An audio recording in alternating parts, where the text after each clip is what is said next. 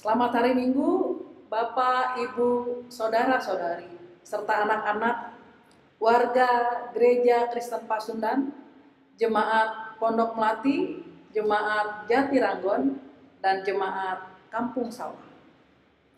Hari ini adalah Minggu Pentakosta, hari turunnya Roh Kudus. Selamat beribadah di rumah kita masing-masing. Mari kita berdiri, kita menyanyi dari Kidung Jemaat 232 bait 1 dan 2.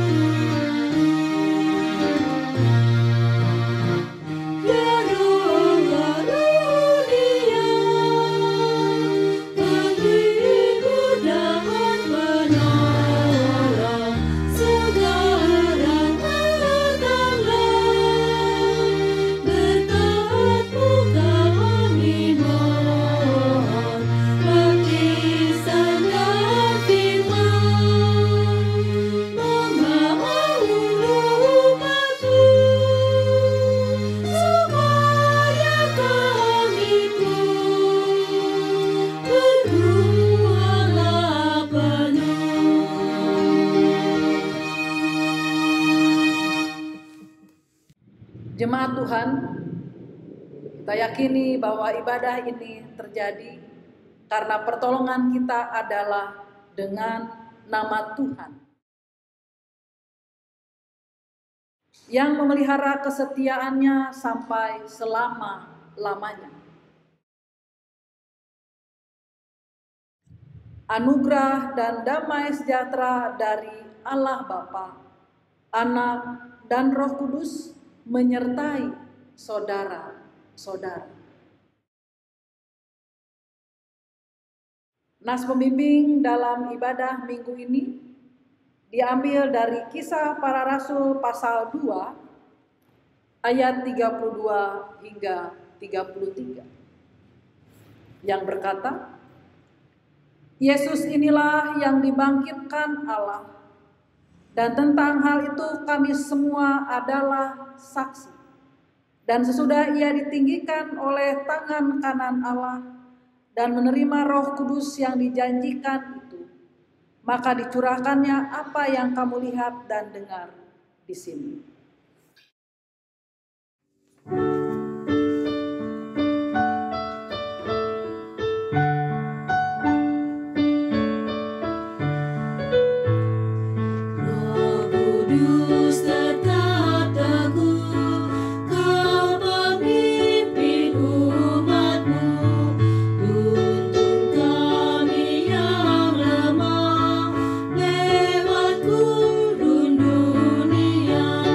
Jiwa yang letih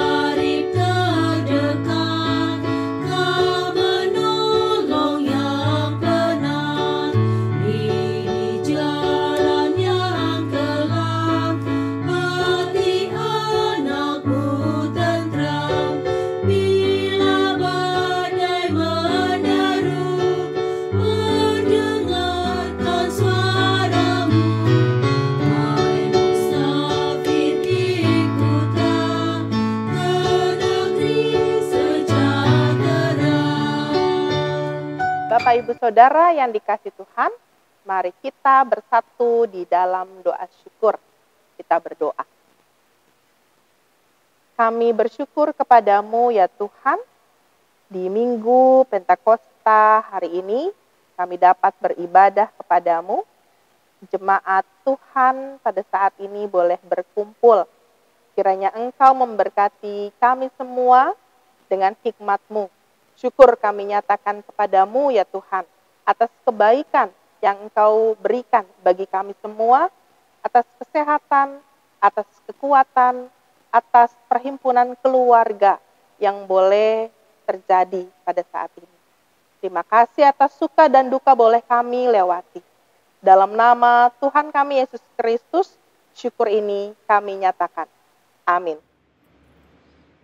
Jemaat Tuhan, dengarlah hukum Allah yang tertulis dalam kitab Injil Matius, pasal 5 ayat 14 hingga 16, yang mengingatkan kita bagaimana kita hidup sebagai pengikut Kristus.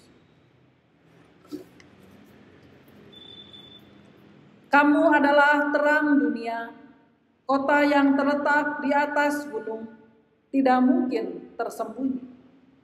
Lagi pula orang tidak menyalakan pelita lalu meletakkannya di bawah gantang, melainkan di atas kaki dian, sehingga menerangi semua orang di dalam rumah itu. Demikianlah hendaknya terangmu bercahaya di depan orang, supaya mereka melihat perbuatanmu yang baik dan memuliakan Bapamu yang di sorga. Demikianlah firman Tuhan yang harus kita taati. Marilah kita belajar untuk taat dan senantiasa sedia dibentuk Tuhan, agar kita bisa menjadi terang dimanapun kita berada.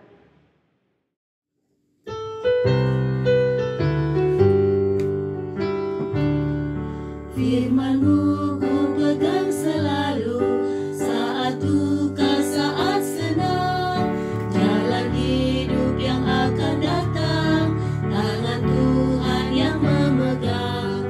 Pencobaan menghimpit aku dan menjadi keluhanku, firman-Mu ku pegang selalu, sayap-Mu tempat berteduh, firman-Mu Tuhan ku pegang selalu. Hilanglah keraguanku, bila hatiku rasa susah, padamu aku berserah, firman-Mu ku pegang selalu, maka amanlah jiwaku.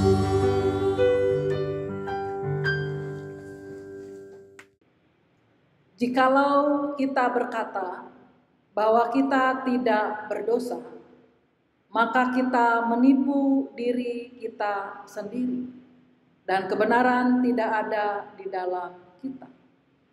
Jika kita mengaku dosa kita, maka Ia adalah setia dan adil, sehingga Ia akan mengampuni segala dosa kita dan menyucikan kita dari segala kejahatan. Jika kita berkata bahwa kita tidak ada berbuat dosa, maka kita membuat Dia menjadi pendusta, dan firman-Nya tidak ada di dalam kita. 1 Yohanes 1 ayat 8 hingga 10. Karena itu, marilah kita mengaku dosa di hadirat Allah kita, serta bersama-sama diawali dengan pengakuan dosa pribadi di dalam hati dalam saat teduh.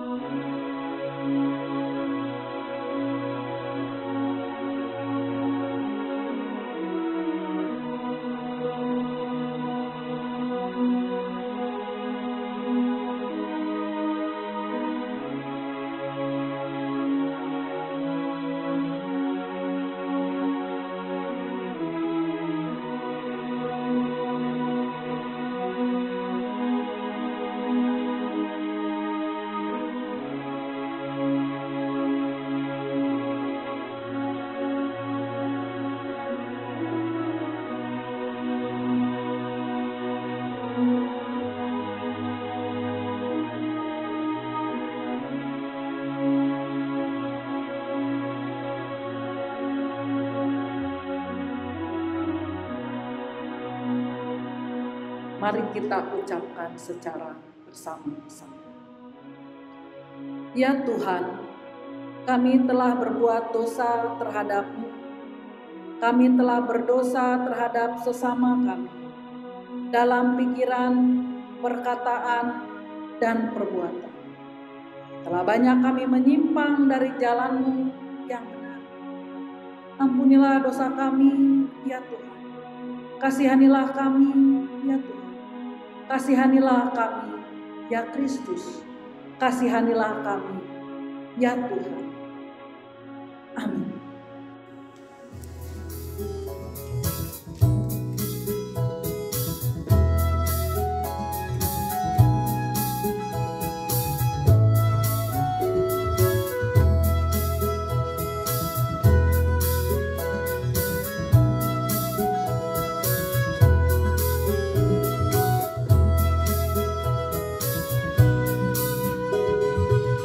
Bila ku renung dosaku padamu Tuhan, yang berulang ku lakukan di hadapan-Mu, kasih sayang-Mu perlindunganku, di bawah naungan sayap-Mu damai hatiku, kasih sayang-Mu pengharapanku, usapan kasih setia-Mu selalu ku rindu.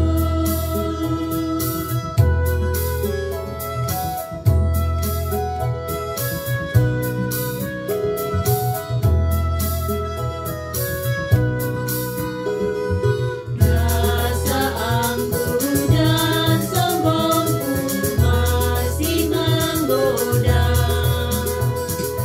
iri hati dan benciku kadang menjelma. Kasih sayang-Mu perlindunganku, di bawah naungan sayap-Mu damai hatiku, kasih sayang-Mu pengharapanku,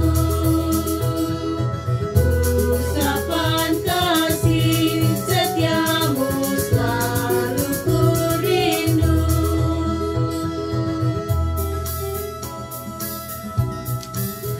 Jemaat Tuhan, kita sudah bersama-sama mengakui dosa-dosa kita. Kini dengarlah firman Tuhan yang berkenan mengampuni dosa kita. Dalam kitab Mazmur pasal 103 ayat 8 hingga 14 yang berkata demikian. Tuhan adalah penyayang dan pengasih, panjang sabar dan berlimpah kasih setia. Tidak selalu Ia menuntut dan tidak untuk selama-lamanya Ia mendendam. Tidak dilakukannya kepada kita setimpal dengan dosa kita, dan tidak dibalasnya kepada kita setimpal dengan kesalahan kita. Tetapi setinggi langit di atas bumi, demikian besarnya kasih setianya atas orang-orang yang takut akan Dia. Sejauh timur dari barat, demikian dijauhkannya daripada kita pelanggaran kita. Seperti Bapa sayang kepada anak-anaknya, demikian Tuhan sayang kepada orang-orang yang takut akan Dia. Sebab Dia sendiri tahu apa kita. Dia ingat bahwa kita ini debu. Dalam nama Bapa dan Anak dan Roh Kudus, kami beritakan kepada saudara-saudara yang dengan tulus ikhlas mengaku dosa di hadirat Allah serta mencari keselamatannya hanya kepada Yesus Kristus, bahwa Allah mengampuni dosanya. Amin.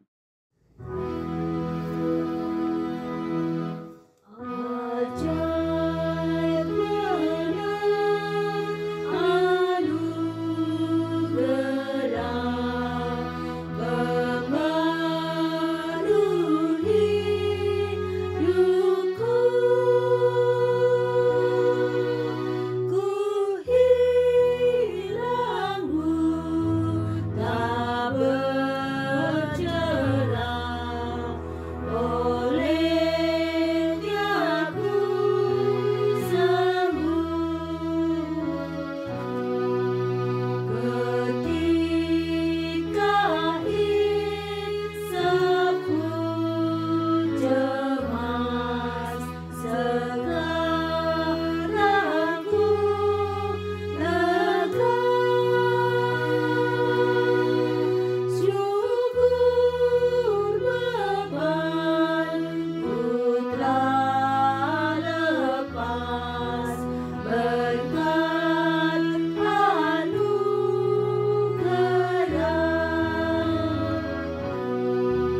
Di jurang yang penuh jerat terancam jiwaku. Anugerah-Mu pegang erat dan aman pulangku.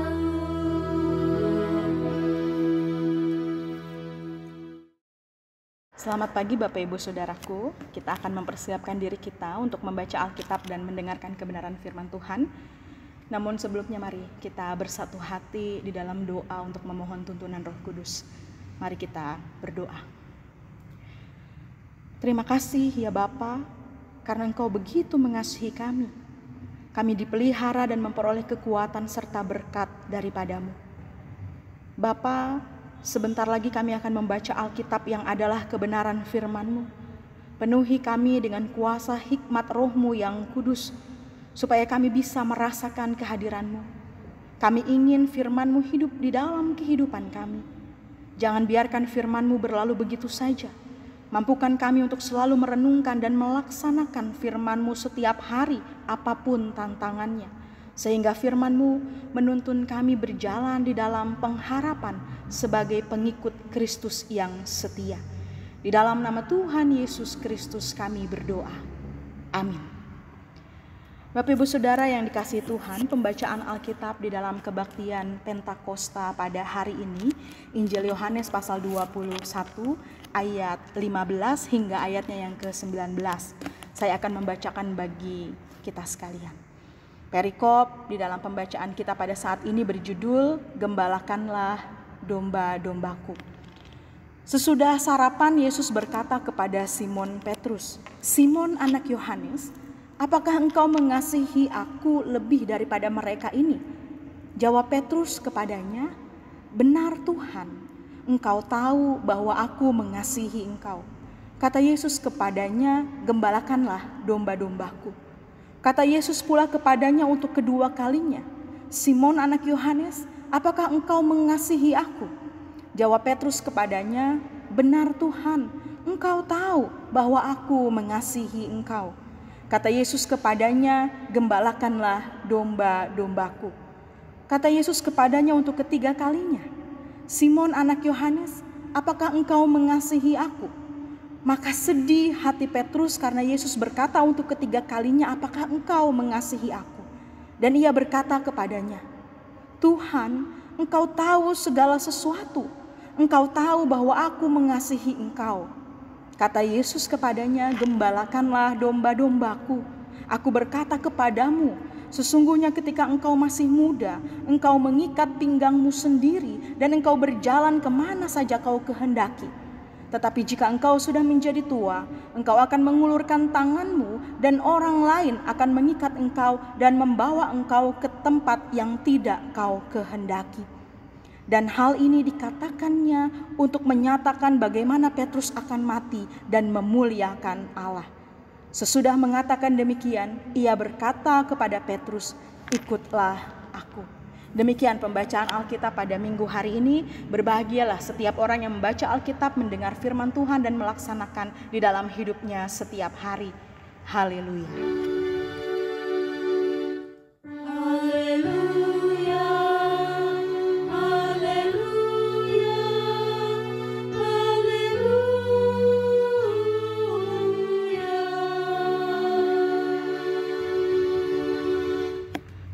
Saudara-saudaraku yang Tuhan Allah kasihi, banyak orang yang mau mengikut Yesus, namun hanya menjadi penggembira saja.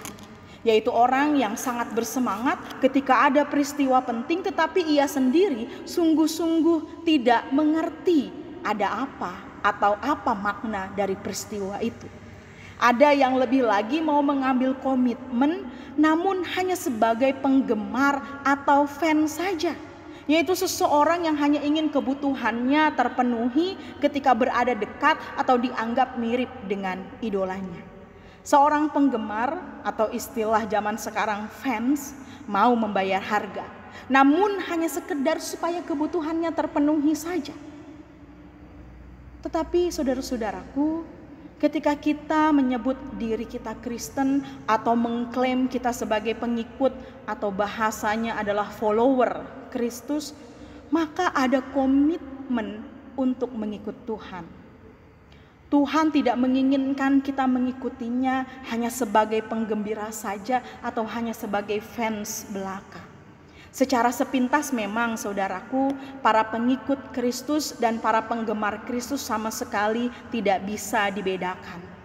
Mereka sama-sama pergi ke gereja, mereka sama-sama memberikan persembahan atau perpuluhan, mereka sama-sama membaca Alkitab, mereka sama-sama merayakan Paskah dan Natal, bahkan berdoa bersama-sama. Tetapi yang membedakannya adalah para pengikut Kristus mau menyediakan dirinya untuk hidup berpadanan dengan firman Tuhan. Sedangkan penggemar Kristus tidak.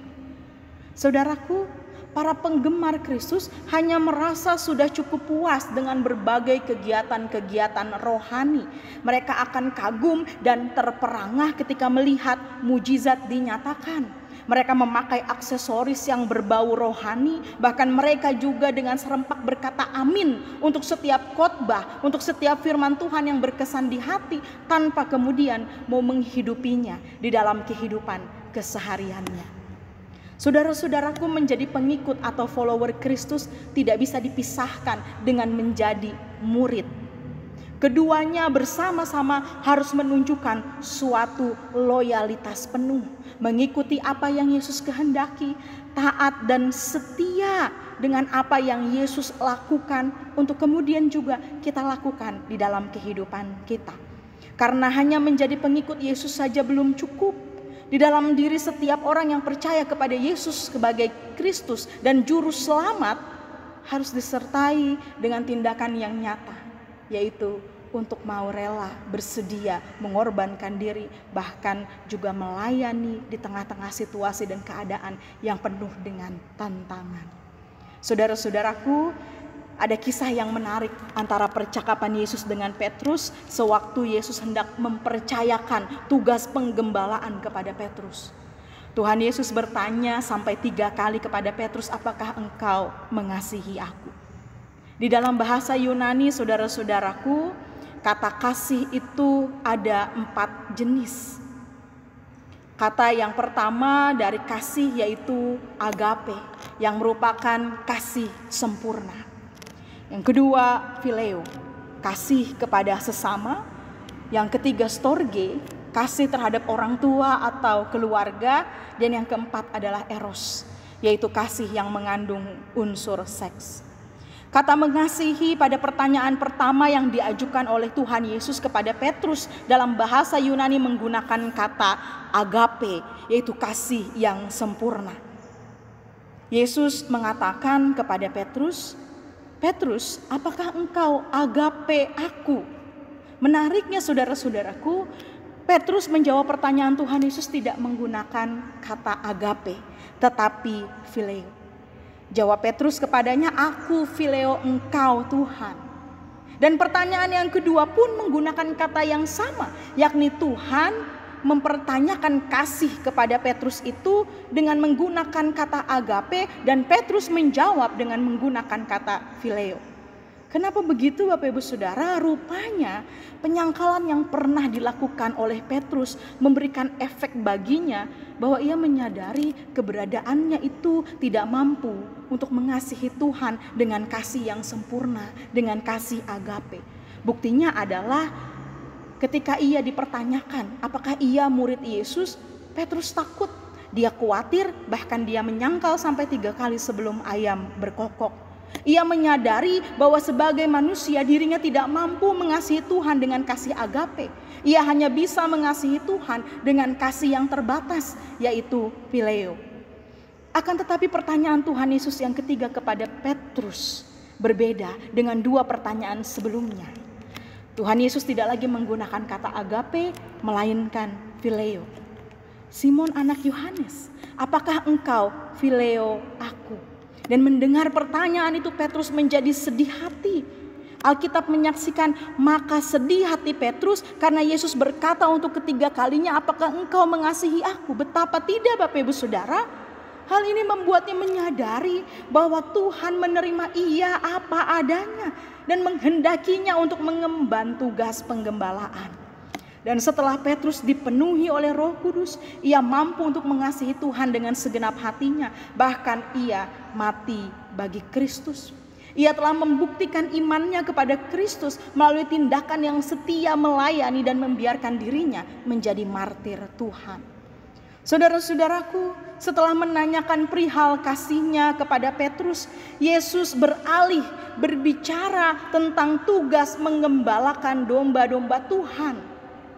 Ini berarti kasih yang Tuhan minta bukan hanya sebatas kasih di bibir atau sebatas perkataan dan emosional belaka. Tetapi kasih yang diwujudkan dalam perbuatan, yaitu melanjutkan pekerjaan Kristus di dunia ini. Dan bukan hanya itu saja. Perkataan Yesus di ayat 18 dan 19 memaparkan bahwa kehidupan Petrus tidak selamanya mudah. Akan ada saatnya orang menyiksa dan mengatur hidupnya di bawah tekanan. Jika Petrus sungguh mengasihi Yesus, menjadi murid Yesus, menjadi pengikut Yesus, maka Petrus harus membuktikannya dengan menggenapi perkataan Yesus, "Ikutlah aku." Saudara-saudaraku, kasih Kristen itu adalah kasih yang mengungkapkan dirinya dalam pelayanan, bahkan kepada saudara-saudara Yesus yang paling hina sekalipun. Kasih itu harus melangkah keluar dari dalam diri lingkaran orang-orang percaya. Artinya orang percaya itu dipercayakan dan terdorong untuk bertumbuh dan berkembang dari Yerusalem, di seluruh Yudea dan Samaria, bahkan seluruh ujung bumi. Itulah kasih yang sesungguhnya kepada Tuhan. Itulah kasih yang Tuhan cari dalam diri kita anak-anaknya hingga hari ini. Bukan kasih yang hanya manis kita ucapkan di dalam lagu-lagu pujian, di dalam senda gurau kita, di dalam percakapan biasa tanpa bobot. Ketika kita berkata, "Aku mengasihi Engkau Tuhan," maka itu berarti kita bekerja bagi Tuhan dan siap menanggung segala konsekuensinya dengan penuh pengharapan dan kesetiaan kepada Tuhan. Kekuatan ajakan Yesus kepada Petrus untuk menjadi pengikutnya pada akhirnya adalah merupakan panggilan kepada kita. Setiap orang yang percaya untuk menjadi pengikut Yesus sekaligus menjadi pelayannya dalam berbagai situasi dan keadaan. Saudaraku, menjadi pengikut Yesus membutuhkan komitmen kuat dan yakin bahwa sebagaimana Roh Kudus dicurahkan kepada para murid di hari Pentakosta, maka Roh Kudus Tuhan pun akan menyertai kita di dalam setiap keadaan untuk melakukan pekerjaan Tuhan di tengah-tengah dunia ini.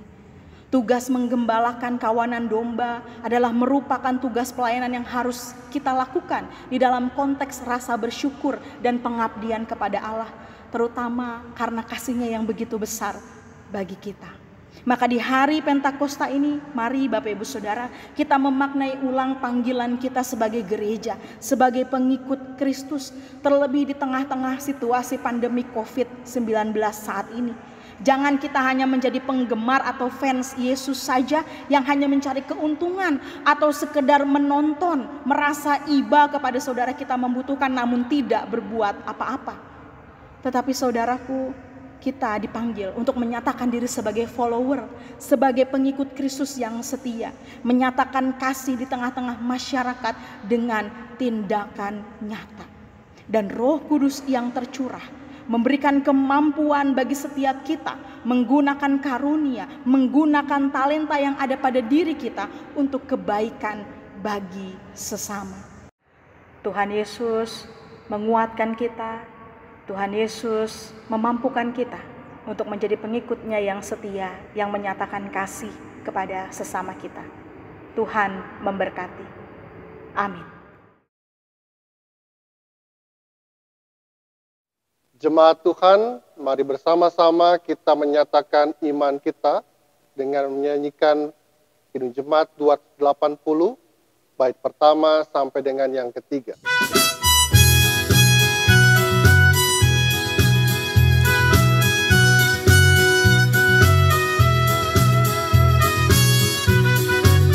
Aku percaya Allah yang kekal, yang oleh sabda kita kenal, Bapa pencipta alam semesta, yang mengasihi manusia. Aku percaya Putra tunggalnya, yang disalibkan di Golgota, yang dari kubur bangkit dan menang, naik ke sorga dalam terang. Aku percaya pada Roh Kudus yang mendiami kita terus. Aku percaya gereja yang esa, ku jadi suci di dalamnya. Ibu Bapa, saudara-saudari, mari kita bersatu hati dalam doa syafaat dan akan kita akhiri dengan doa Bapa kami. Mari kita berdoa. Ya Tuhan, ialah kami sungguh bersyukur ketika hari ini bersama-sama kami masih boleh beribadah, memuji, memuliakan nama Tuhan. Bahkan kami juga sudah boleh bersama-sama membaca dan merenungkan firman Tuhan. Kiranya apa yang sudah boleh bersama-sama kami baca dan kami renungkan, bahkan secara khusus pada saat ini ketika bersama-sama kami mengingat kembali bahwa Roh Kudus sudah boleh tercurah atas setiap kami, orang-orang yang percaya. Kami boleh dimampukan untuk terus mendapatkan semangat dan juga dorongan kasih Allah untuk terus dapat berbuat hal-hal yang baik, yang berkenan di hadapan Allah. Bahkan secara khusus ya Tuhan, ketika bersama-sama kami menaikkan syafaat kami saat ini, kami berdoa bagi saudara-saudara kami yang mengalami sakit dan berjuang untuk pemulihannya. Biar Tuhan yang memberkati setiap upaya-upaya yang dilakukan, obat, makanan, minuman, kiranya itu semua boleh menjadi media bagi penyembuhan saudara-saudara kami. Meyakini bahwa Roh Kudus juga boleh menguatkan keluarga yang merawat dan juga menjaga serta menyertai saudara-saudara kami yang ada dalam keadaan sakit. Kami berdoa ya Tuhan, bagi para orang tua kami sudah memasuki usia lanjut, biar Tuhan yang juga senantiasa menyertai mereka dalam usia lanjut yang juga di jalan.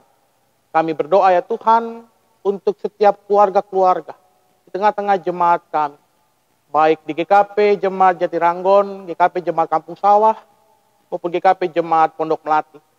Biar Tuhan, Engkau yang senantiasa menyertai kehidupan keluarga-keluarga kami. Engkau yang juga senantiasa memberikan kekuatan, semangat dalam menghadapi situasi pandemi COVID-19 ini. Dan biar Tuhan yang boleh menyertai setiap pekerjaan dan usaha-usaha yang dilakukan. Menyertai setiap aktivitas yang harus dilakukan di tengah-tengah pandemi yang terjadi ini. Kami berdoa ya Tuhan, kiranya setiap pekerjaan dan usaha-usaha itu boleh mencukupi setiap kebutuhan ekonomi bagi keluarga-keluarga kami. Pun kami berdoa ya Tuhan, bagi setiap upaya-upaya yang dilakukan, baik tim medis, pemerintahan, maupun setiap kami, warga negara Indonesia ini, dalam penanganan COVID-19, kira Tuhan ini semua boleh dilakukan dengan baik, Tuhan pun boleh menyertai dan Tuhan boleh memberkati, agar upaya penanganan pandemi ini boleh terus dilakukan dan juga boleh mendapatkan hasil yang baik. Kami berdoa ya Tuhan, kiranya Engkau menyertai setiap upaya-upaya kami. Pun kami berdoa ya Tuhan, dalam semangat Pentakosta saat ini, biarlah semangat itu pula yang boleh terus terbangun dalam setiap diri kami, untuk saling menopang satu dengan yang lain di tengah-tengah situasi pandemi ini. Kami berdoa ya Tuhan, bagi para pemimpin bangsa kami, dalam mengambil setiap keputusan-keputusan yang ada di tengah-tengah pandemi ini, pun Tuhan yang akan menyertai mereka, agar setiap keputusan-keputusan dan juga setiap hal-hal yang diberlakukan, semua boleh menjadi hal yang baik bagi kehidupan bangsa dan negara kami. Tuhan yang menyertai, juga bagi bangsa-bangsa lain, negara-negara lain, dalam upaya yang sama penanganan pandemi ini. Biar Tuhan senantiasa menyertai memberkati. Ini doa dan harapan kami ya Tuhan. Dengarlah dan jawablah seturut dengan kehendak-Mu.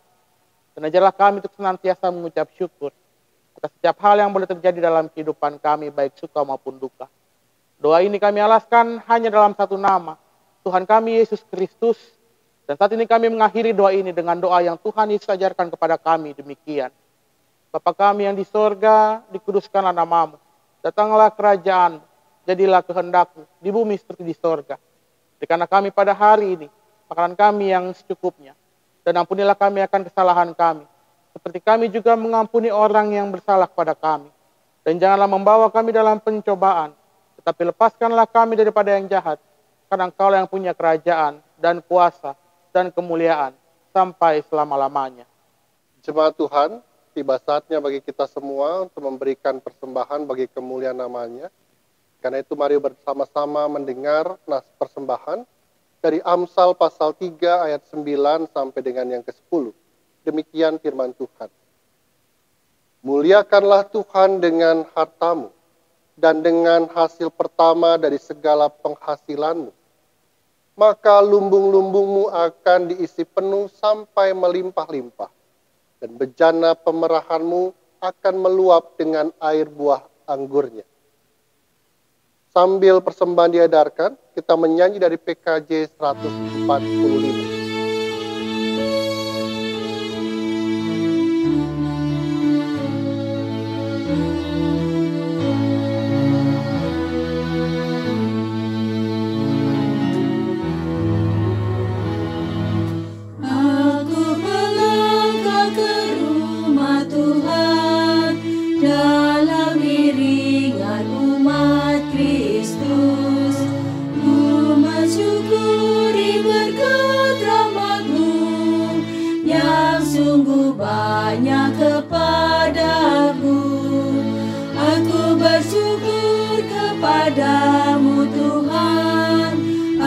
Berkat-Mu yang Kau limpahkan, aku bersyukur kepada-Mu Tuhan, atas kasih-Mu yang Kau curahkan. Jemaat Tuhan, mari bersama-sama membawa persembahan kita itu dalam doa syukur. Mari kita berdoa. Ya Tuhan yang Maha Kasih dan Maha Kudus, kami bersyukur untuk limpahan berkat-Mu, meskipun kami menjalani kehidupan yang sulit saat ini. Apa yang masih ada pada kami, apa yang kami miliki itu, kami yakini berasal dari Tuhan. Dan karena itu ya Allah, saat ini dalam ibadah kami memberikan persembahan syukur kami.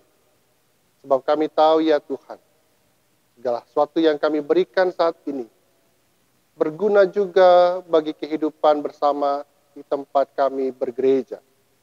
Dan karena itu ya Tuhan, berikan kemampuan bagi majelis jemaat untuk mengelola dan menata layani persembahan yang sudah ada ini. bagi kehidupan bersama, terutama dalam pertolongan bagi mereka yang menderita, yang terdampak COVID-19 saat ini. Inilah doa syukur kami, persembahan kami haturkan hanya di dalam nama Tuhan kami, Yesus Kristus. Amin. Jemaat yang dikasihi Tuhan, kini pergilah dalam damai sejahtera dan lakukanlah apa yang menjadi pesan firman Tuhan pada hari ini, yaitu nyatakanlah diri sebagai pengikut Kristus dengan mewujudkan kasih nyata kepada sesama kita di tengah-tengah situasi dan tantangan apapun, dan yakinlah bahwa Roh Kudus senantiasa terus memelihara dan memampukan kita.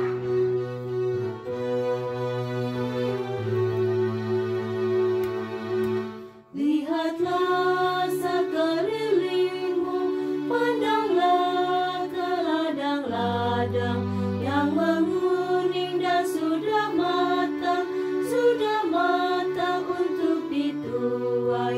Lihatlah sekelilingmu, pandanglah ke ladang-ladang yang menguning dan sudah matang untuk dituai.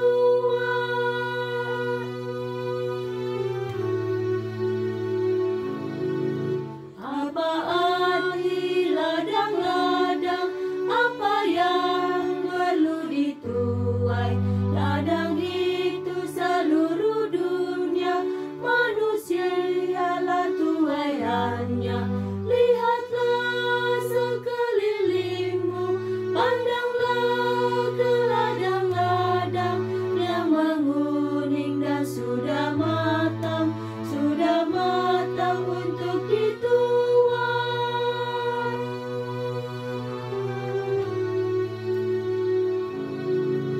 Milik siapa ladang itu? Untuk siapa tuaiannya? Milik Allah dan untuk Allah, isi dunia kerajaannya. Lihatlah sekelilingmu, pandanglah ke ladang-ladang yang menguning dan sudah matang untuk dituai. Kini terimalah berkat Tuhan. Kasih karunia Tuhan Yesus Kristus dan kasih Allah serta persekutuan Roh Kudus menyertai saudara-saudara dari saat ini dan selama-lamanya. Haleluya. Amin.